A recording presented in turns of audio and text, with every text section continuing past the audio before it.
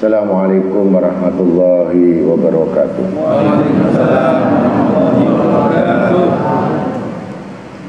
A'udzu samii'ul 'aliim minasyaitonir rajiim. Bismillahirrahmanirrahim. Alhamdulillah summal hamdulilladzi nawara basairal mutawajjina ilaihi wa haqqaqal amal limuta'alliqina bila ta'ifi judi wa muntarihin doa fal minnata liman khasashas usawabi qala jaliyatu bila ta'ifiha wa yasal asbabu liman manah tahul inayatu imtinaniyah ajaibi ma'arifiha wassalatu wassalam ala ainil a'yanil khalqiyah wasril asrar irfaniyah wasitati akadil mursalin sayyidina wa nabina wa habibina wa safiina wa qadwatuna wa imamuna wa qurrati ayunina wa maulana Muhammad al-habibis sadiqil amin sallallahu wasallam alaihi wa alihi wa sahbihi wa tabi'in bi ihsani ila yaumiddin. Allahumma salli wa sallim wa barik wa karim wa adim ala sayyidina wa nabina wa habibina wa syafiina wa qudwatuna wa imamuna wa qurrati ayunina wa maulana Muhammad ibni Abdillal qaim bi hukukillah ma dhaqat illa wa farajahullah amma ba'd. Wa qawlu ta'ala fi kitabil karim walladzina hum li amanatihim wa ahdihim ra'un walladzina hum bi syahadatihim qa'imun. Wa qala Nabi sallallahu alaihi wasallam idza aradta amran fadabbar'a ibatu fa in kana fa amdihi wa in kana goyan fa antahi anhu sadaqallahul azim. Ma'asyiral muslimin rahimakumullah,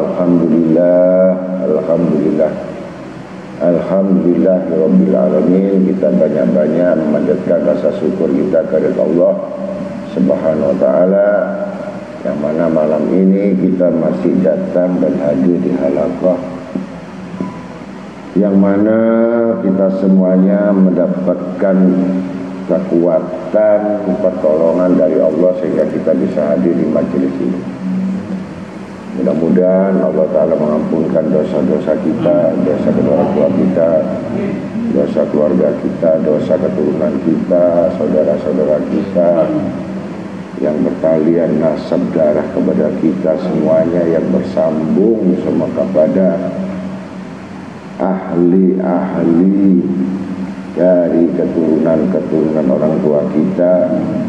Mudah-mudahan dicurahkan semuanya maghfirah dari Allah agar mereka mendapatkan rahmat sebaik-baik rahmatnya, sehingga mereka mendapatkan pertama lindungan dari Allah, dijauhkan dari siksa kubur, jauhkan dari siksa adab dunia yang hidup, dijauhkan dari semua bala dan musibah yang menimpa pada akhir-akhir ini, sehingga kita ini menjadi golongan orang-orang yang diselamatkan oleh Allah Ta'ala dari golongan orang-orang yang mendapatkan kerugian-kerugian. Dan bersyukurlah atas ujian-ujian Allah kepada kita, sehingga kita masih bisa menjalani ibadah-ibadah ini, walaupun dengan merangkak kita datang di majelis, tapi kita menunaikan kewajiban dari Allah Ta'ala dan Rasulnya. Mudah-mudahan itu semua diterima amal-amal kita. Mudah-mudahan hajat juga dikabulkan oleh Allah Ta'ala. Beban-beban susah, kesulitan, baik ekstern atau intern, urusan luar atau dalam, atau urusan yang berat-berat, masalah hati dan pikiran atau ekonomi, semuanya mudah-mudahan Allah Ta'ala mencabut dan menggantikan semua dengan sa'adatul kubra, kebahagiaan yang benar-benar besar, yang selamat dunia akhirat, akhir hayat husnul khotimah. Salawat serta salam sejahtera kepada baginda Nabi Muhammad SAW bersama keluarga dan sahabatnya semuanya. Insyaallah kita semua dari golongan orang-orang yang betul-betul menyintai Nabi Muhammad SAW akan berkumpul dengan Nabi SAW di surganya. Ma'asyiral muslimin rahimakumullah. Ini bab memelihara tentang amanat atau ketaatan.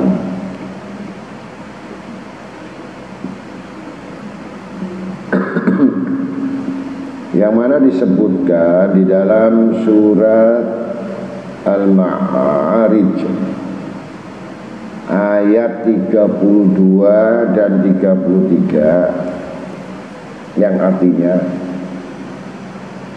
dan orang-orang yang memelihara amanat dan perjanjiannya, dan orang-orang yang tegak dengan lurus dalam kesaksiannya.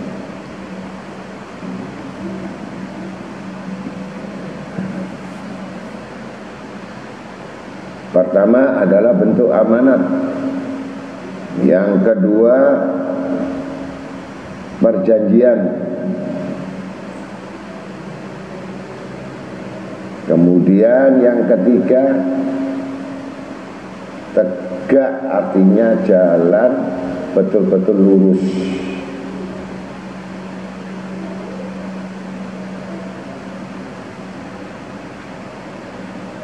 Dari surat Al-Ma'arij ini menegakkan atau mewasiatkan amanat itu apa bentuk, perjanjian itu apa bentuknya, dan tegak dan lurus itu apa bentuknya, dan semua itu dalam kesaksiannya. Siapa saksi? Nabi kita Muhammad SAW. Itu diingat. Kemudian sabda Nabi SAW, "Idza aradta amron fadabbar akibatuhu fa in kana fandihi wa in kana goyan fantahi anhu."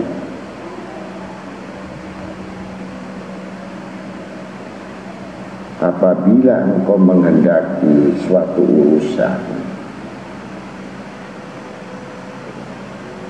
maka pikirkanlah secara mendalam akan akibatnya.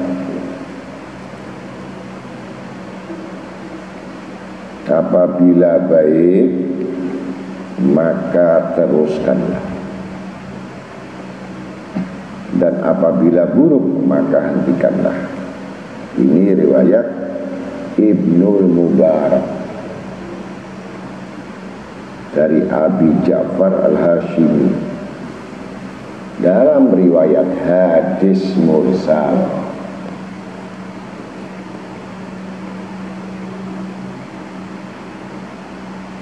Hadis mursal itu hadis pilihan, ya.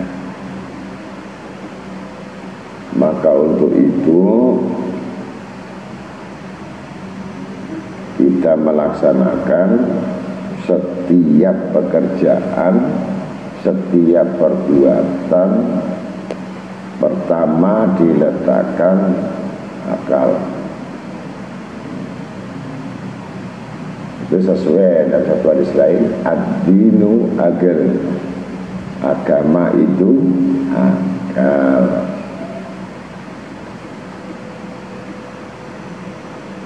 Sedangkan akal tadi ada dibagi tiga. Ada yang lemah akal, ada yang setengah akal, ada yang berakal. Kalau lemah akal berarti itu masih lemah, namanya lemah berarti kuat hawa nafsu. Kalau setengah akal, separuh akal, separuh hawa nafsu. Kalau berakal itu semua urusan tidak percaya dengan hawa nafsu, gitu. Karena kebanyakan sifat hawa nafsu itu adalah mengarah kepada keburukan, bukan mengarah kepada kebaikan. Kalau nafsul mutmainnah itu nafsu yang diarahkan dengan akal, maka namanya nafsu mutmainnah. Nafsu yang menuju kebaikan karena nafsu dikendalikan oleh akal. Tapi kalau akal dikendalikan oleh nafsu, maka dia bukan orang berakal. Nah, maka sifat itu menjadi sifat binatang buas, gitu. Jadi unsur manusia tadi, kalau unsur manusia itu kuat akalnya, maka dia mengarah kepada ke kanan, ashabul yamin. Apa ke kanan itu? Golongan orang-orang yang melakukan kebaikan. Yang jelas ashabul yamin ini itu arah mengikuti malaikat. Ashabul shimali, golongan kiri tadi, dia mengikuti perbuatan tadi keburuk. Golongan kiri tadi mengikuti yang buruk tadi berarti mengikuti apa? Kuat hawa nafsunya. Kalau kuat hawa nafsunya, maka sifat yang pertama itu memang lunak. Apa sifat yang lunak tadi? Sifat binatang ternak, gitu. Itu lunak. Jadi hidup itu cuma cari makan, tidur, kawin, ya, kerja, ke sawah, macam-macam. Binatang ternak kan suka di sawah. Pulang ke kandang, makan, kumpul istri, tidur. Ini sifat arah binatang ternak. Ini masih jinak, gitu. Itu aja yang dicari. Puas nafsu makan, puas nafsu tidur, puas nafsu nikah. Itu aja yang dicari. Makan yang enak, yang banyak, ya, tidur yang banyak. Itu binatang. Ditambah kalau dipelihara nafsu ini, maka jadi binatang buas. Maka dikatakan dalam Al-Quran, mereka seperti anjing. Itu binatang buas, liar. Artinya apapun dia mendapat satu kepuasan apapun, tetap dikasih nikmat pun tetap makin rakus. Nah, itu sifat di dalam satu riwayat yang lain, hati manusia itu digambarkan dalam satu hadis Nabi Sallallahu Alaihi Wasallam, jangan sekali-kali rumahmu dimasuki anjing atau melihara anjing. Malaikat itu nggak masuk. Itu maksudnya apa? Maksudnya ya, secara syarat saja syariat anjing di rumah itu sudah najis, itu malaikat nggak masuk. Secara hakikatnya sifat-sifat anjing yang dalam hati ya, itu tadi ya. Terus juga peduli, cari seneng itu ya, ngelukai orang, gebrak orang, anjing ya. Anjing itu ngerti halal haram nggak? Nggak ngerti. Itu sifat anjing di hatinya itu. Bentuknya manusia tapi anjing, menjulur lidah saja sudah. Hidupnya itu liar gitu ya. Itu anjing. Itu selebihnya dari pertama yang dibina binatang ternak tadi. Lama-lama jadi anjing liar kan. Lama-lama anjing gila gitu.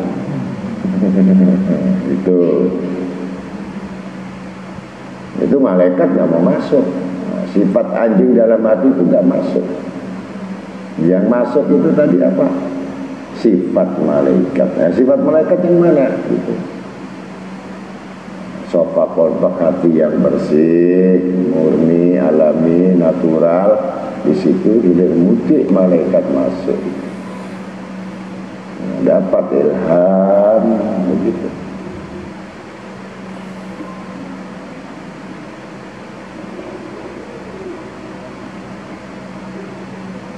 Itu orang-orang yang benar-benar baru memelihara amanat. Nah itu malaikat itu melihara amanat enggak? Enggak ada bantah ke sana berangkat, ke sana berangkat malaikat. Enggak pernah ada apa sih saya diperintah? Enggak ada. Kalau diperintah, nah, jadi berangkat malaikat. Malaikat punya akal, nggak punya nafsu. Nah, manusia punya akal, punya nafsu. Tapi kalau manusia kuat akalnya, bisa nundukkan hawa nafsunya, bisa lebih mulia dari malaikat. Nah, tapi kalau manusia kalah akalnya, lebih kuat hawa nafsunya, maka dia lebih buruk daripada binatang anjing atau binatang buas. Nah, kalau baik lebih dari malaikat. Itu kemana-mana ditolong sama malaikat, didoakan sama malaikat.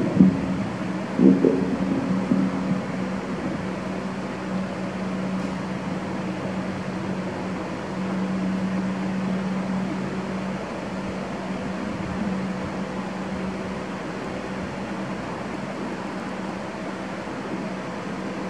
Diriwayatkan oleh Ubadah bin Asmit bahwa Nabi SAW memberi wasiat kepada seorang laki-laki yang minta wasiat.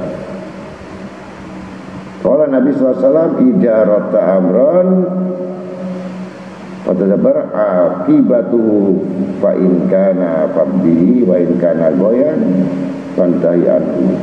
Mana Nabi SAW berikan wasiat kepada seorang laki-laki itu, bersabda, apabila engkau menghendaki satu urusan atau satu perbuatan atau satu pekerjaan, maka pikirkan detail, pikirkan secara mendalam gitu. Nggak asal terjang, nggak asal pergi, apalagi sarapan sambil lari-lari gitu, karena telah di kantor atau telah di mana. Ini berarti belum memikirkan betul. Maka petunjuk yang sebaik-baik petunjuk itu kalau orang tengah malam. Kita mau pergi besok itu 2:30 itu petunjuk murni itu. besok saya begini ditulis saja. Nah, itu benar itu. Bukan yang habis sembahyang subuh langsung berpikir mendadak saya harus begini, jadi nggak ada persiapan. Tapi kalau habis tahajud atau malam itu sudah diprogram, paginya langsung keluar, mantap, itu betul-betul akalnya jalan. Bahkan menghafalkan doa, ayat-ayat, itu semuanya bisa tengah malam. Gampang masuknya, gampang nih terimanya, dan gampang melaksanakan. Akal sudah hidup malam itu. Ketika sesudah subuh mereka keluar, yang dipikirkan yang baru ini, itu namanya akal-akalan gitu. Nah, jadi orang yang berakal tadi itu selalu minta petunjuk kepada Allah. Yang lemah akal minta petunjuk kepada hawa nafsunya. Yang setengah akal adalah orang yang ragu-ragu di dalam memutuskan satu perkara yang jelas atau tidak jelas, maka disebut was-was. Orang yang berakal tidak ada lagi yang menjadi beban pikirannya, tetapi sudah matang dalam pikirannya dan tahu betul akibatnya, resikonya. Dan apabila sudah condong dia pada satu kebajikan, satu kebaikan, amal itu nggak mau ditunda lusa. Malam sudah rencana, pagi itu baik langsung melaksanakan. Gitu. Amal apa saja yang sifatnya kebajikan itu tidak pernah dipertimbangkan lagi kecuali dilaksanakan, karena itu adalah bentuk betul-betul dorongan malaikat. Keburukan yang dilaksanakan dorongan hawa nafsu, dorongan daripada iblis laknatullah. Ya, tinggal pilih dua ini.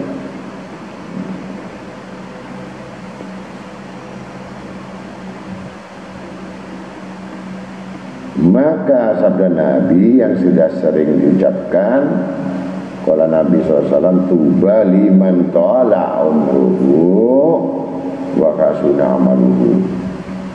Maka beruntunglah, amat baiklah bagi siapa saja yang panjang umurnya,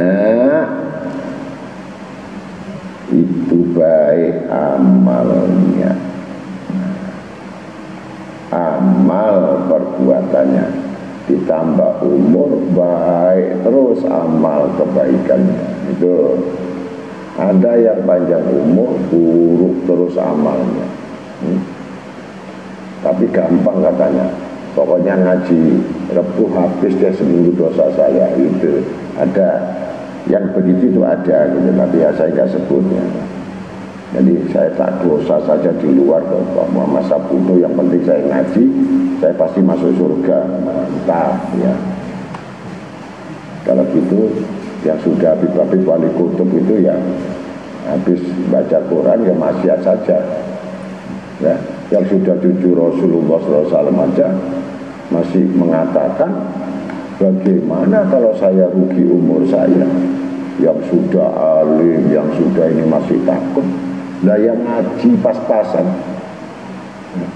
yang penting saya ngaji cuma besok salah, besok dosa, yang penting saya masuk surga, yang penting dosa saya habis. Waduh, modelnya kayak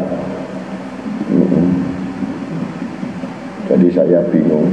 Saya ngaji pasti dijamin surga, saya sendiri aja tidak ada yang jamin. Apakah saya bisa menjamin saya pasti masuk surga?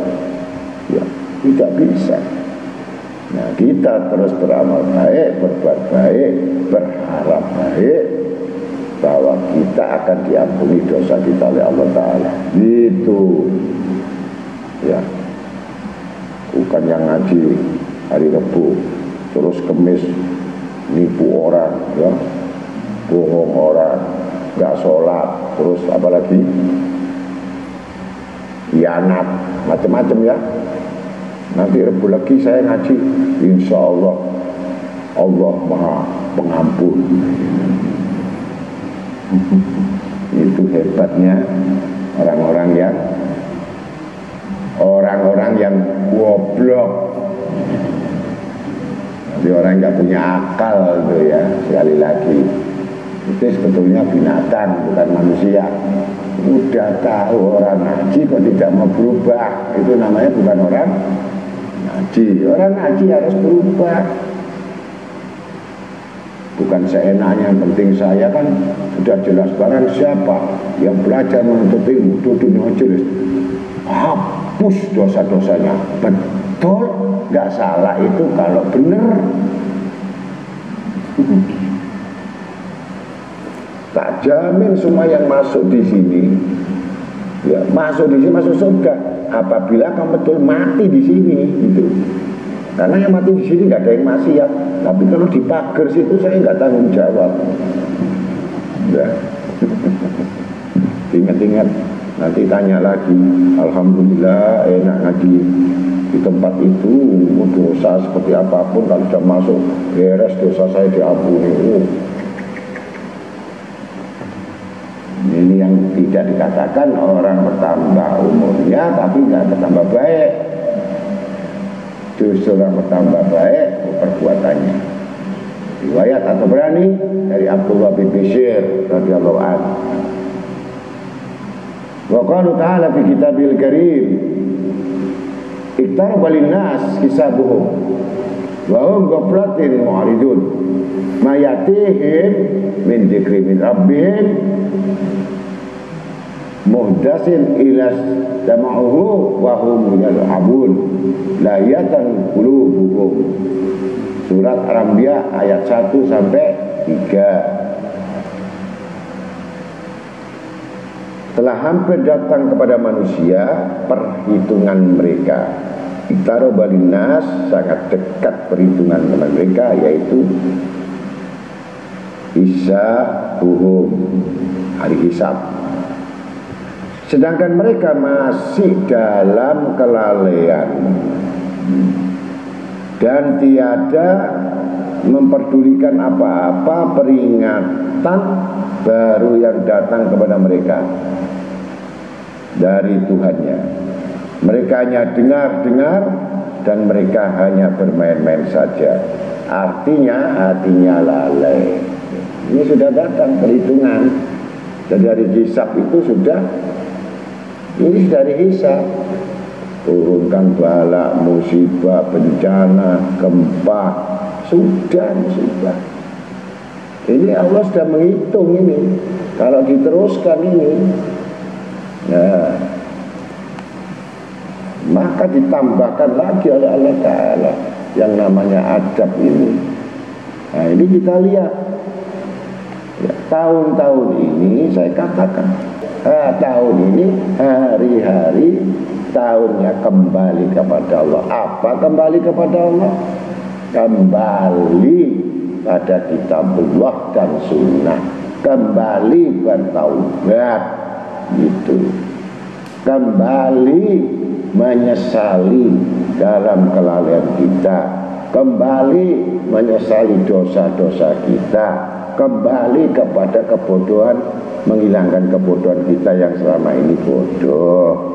Maka kita yang masih muda cukup belajar, bukan untuk mengkaji yang ilmu dalam-dalam, yang mudah. Cukup yang dipelajari sholat dengan doa yang bisa, bukan membuka kitab yang dibaca orang dewasa.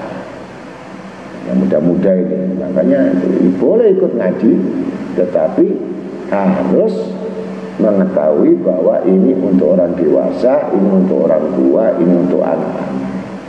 Cukup bisa hafal juz amma, atau hafal daripada Iqra, atau hafal doa yang pada umumnya, atau membuka kitab itu. Nah, insya Allah. Nah yang tua-tua ini cukup untuk bertobat itu. Jadi bukan untuk mendapatkan satu yang bagaimana, cukup untuk tobat. Kalau tuwek tidak mau tobat ini, Masya Allah ya. Sampai takut mati atau enggak? Takut mati tak? Takut. Pasti alasannya sanggulnya tidak ada khusus.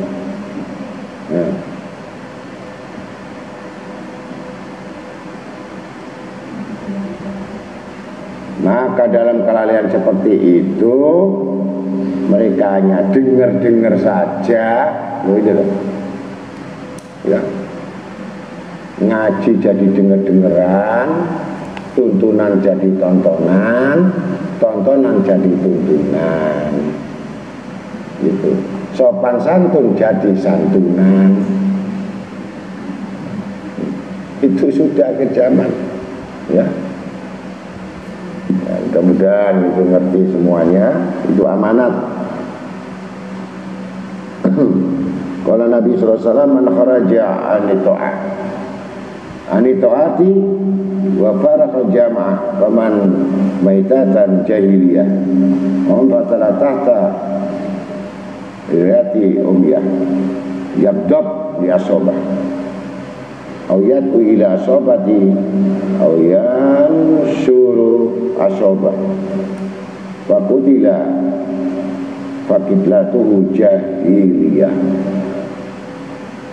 Nabi SAW bersabda, barang siapa yang memisahkan diri dari ketaatan dan meninggalkan majelis atau jamaah, kemudian dia meninggal dunia, maka dia mati dalam keadaan jahiliyah, dalam kesesatan. Jahiliyah itu dalam kesesatan. Dan barang siapa yang berperang di bawah bendera kebutaan, nanti marah karena fanatik atau menganjurkan orang yang fanatik, orang ta'assub namanya, dan mendukung fanatisme, kemudian dia terbunuh, maka dia terbunuh dalam keadaan mati jahiliyah. Ya, namanya taklid buta. Taat, taklid tapi buta, jihad tapi buta, nekat, yakin tapi spekulasi, itu buta semuanya. Ya, yang tadi saya katakan orang buta, ngaji dijamin surga, ya enak saja pendek, ngaji dijamin surga, bolosan jadi itu. Jadi yang kelihatan masuk surga. Itulah wahdina najasabili kaibinusat wa nurasat rabbi balik nabi jari jiwa ya Nabi salam alaika ya Rasul salam alaika ya Nabi salam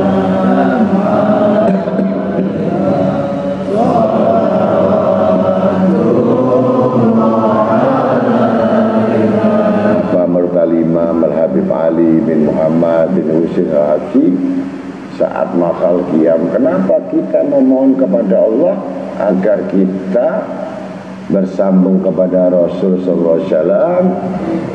Wahdina najasabili, dan tunjukkanlah kami jalan-jalan yang benar yang Nabi tempuh. Kaibinusat wa nursat, agar kami bahagia memperoleh kebaikan yang melimpah. Jadi kalau orang sudah mengikuti Nabi Muhammad SAW itu diberikan kebaikan yang melimpah, nasat wa nursyad. Rabbi balikna bijahi. Ya Rabb, demi mulia kedudukannya Rasulullah, maksudnya di sisimu, bijiwari khairu ma'ad, tempatlah kami sebaik-baik tempat di sisimu karena berkat Nabi Muhammad. Jadi kalau orang berbaca selawat itu kita ulang-ulang wahdina najah sabili itu sampai 3 kali, itu doa gitu ya. Artinya tadi supaya dapat petunjuk jalan yang benar, agar dapat memperoleh kebahagiaan yang banyak. Nursyad itu banyak. Ada yang bahagia cuma sedikit ya. Misalkan keadaan habis kumpul istri, habis itu berantem gara-gara belanja tidak dikasih.